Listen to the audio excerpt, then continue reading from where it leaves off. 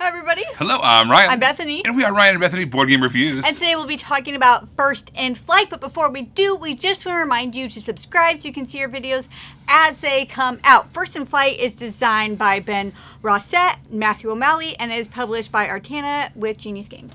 All right, so First in Flight, this is kind of a push your luck style game where you are trying to get as far out as possible, fly as long as possible. This is taking place at the beginning of flight, right? All right, so... Why does this sound so familiar? So here's the deal. We have actually already covered this game. We did a preview for this game on the Kickstarter, and we were very excited to play it. But when you do a Kickstarter preview, you don't get a lot of time with the game to really sink your teeth into it. So you're kind of giving initial thoughts, your first impressions, really. Yeah. Now that the retail version is out, we've got a chance to play it more, and we just wanted to kind of do something that we used to do a long time ago. Yes, we used to do a series called Revisit. We would revisit board games in our collection that we've already reviewed to see how they stand up. Sometimes you change as a person, and so your opinions on a game change. A game you loved, you kind of are lukewarm towards. A game you hate, you actually enjoy now. And also, does this game that's been on our shelf, is it going to stay? So these are all the things that we like to talk about when we revisit a game. After we've reviewed a game, a couple years goes by, and we just like to revisit it. So that is what we are doing here. All right, so first of all, before we had a preview copy, which is not a final copy. It's a near final copy, but some minor things have changed. So we're going to talk about those a little bit. And then also, like Bethany said, our opinions, thoughts of things that have gone on. The core game mechanics have not changed. Cool. So we did I'll put a link to our previous video down below. It kind of gives you, first of all, our initial thoughts, but then also how to play the game a little bit, kind of going through what the reactions are, what the game's all about. So check that out, and then we come back so you can kind of compare the two. But let's go ahead and talk about our current thoughts on First in Flight. All right. I still thought that the AI component for a two-player version worked great. It did exactly what it's supposed to do. It took up spots that you wanted, so it made you had to think or pivot to what you wanted to do.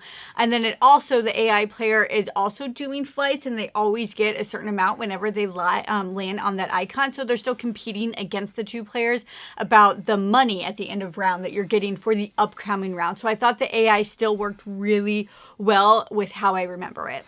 All right, so not much has really changed from the production standpoint, but everything that did change was for the better. So, for instance, all the pawns are kind of upgraded pawns now. They have like the screen-printed little pilot figures on them, which is nice. The planes are all different now, and they have the biplane or whatever they are, and they look really cool.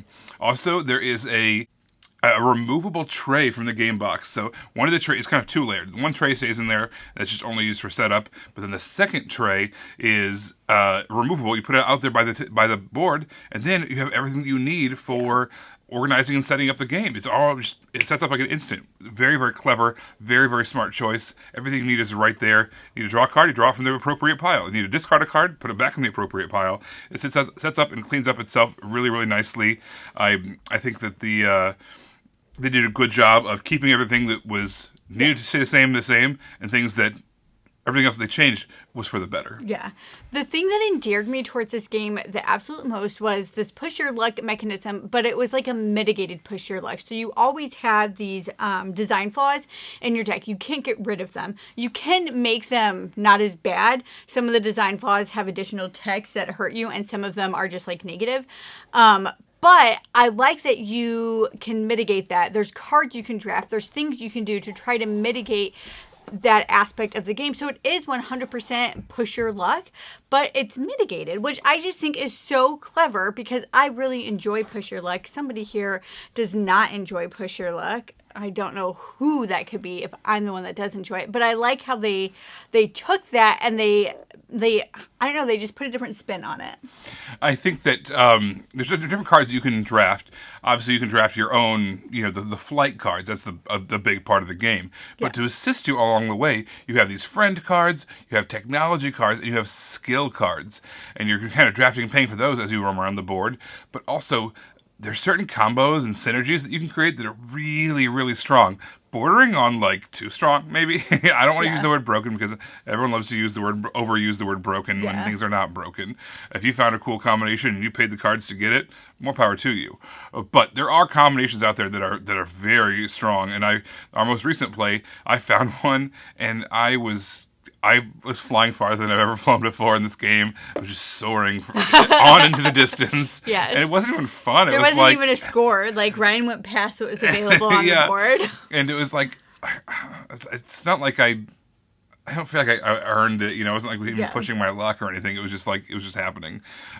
So those cards are you really want to kind of buy those strategically, wait until the right ones come out and make those happen, because they are very, very important to making the long-term flight paths happen. So overall, I still really enjoyed it. I thought it was a fun game. I had fun playing it. I just don't know if it will stay in our collection. It doesn't fill a hole for me. If I'm wanting these aspects, if I'm wanting like mild deck building, if I'm wanting push your luck, I might gravitate towards a different game.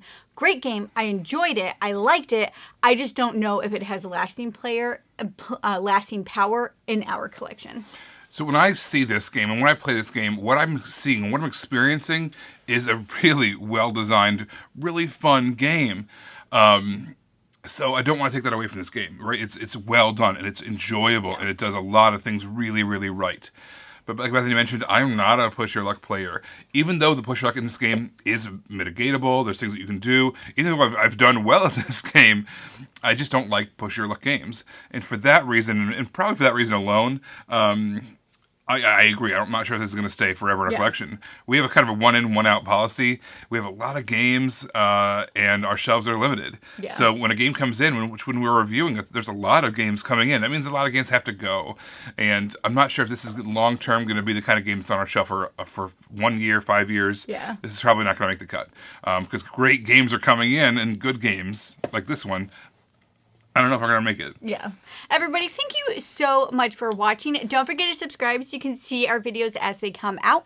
Until then, you can find us in all of these places. You guys, thanks for watching, and we will see you next time. Bye. Bye. You guys, thanks for watching our shenanigans. As always, we appreciate it. Over here, if you follow this link, you're going to find a playlist we've hand-selected, handcrafted just for you because you watched this video. And if you check over here, this is a video that YouTube thinks you might like. So you can check that out if you want as well. All right, we appreciate it, guys. Thanks so much for watching, and we will see you next time. Bye.